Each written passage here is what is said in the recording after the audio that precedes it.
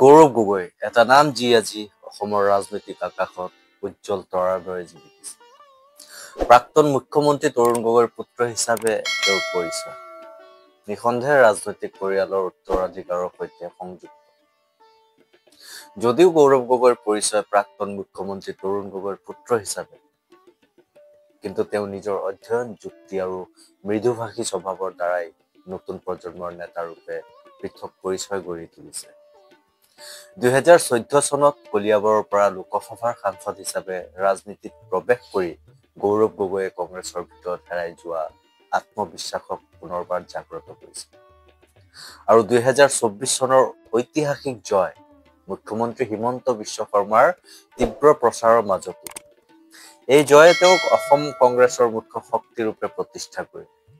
এই জয় কেৱল ৰাজনৈতিক সাফল্য নহয়, এটি বাৰ্তা যে যুক্তি, সংযম আৰু সততাৰ ৰাজনীতিয়ে আজিও জনতাৰ হৃদয়ক জয় কৰিব পাৰে।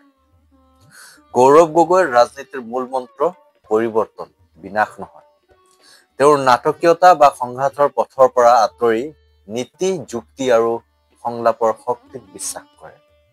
তেওঁৰ ভাষণত আছে শান্তিৰ সুৰ, তৰ্কৰ দৃঢ়তা আৰু শ্ৰদ্ধাৰ সৌন্দৰ্য, যি বৰ্তমানৰ উত্তেজনাপূৰ্ণ ৰাজনীতিৰ পৰা একেবাৰে ভিন্ন। এজন বিশ্লেষণধৰ্মী আৰু সংযমী নেতা হিচাপে তেওঁৰ প্ৰতিচ্ছবি আজিৰ শিক্ষিত আৰু চিন্তাশীল ভোটাৰসমূহৰ মাজত এক নতুন আশাৰ সঞ্চাৰ কৰিছে।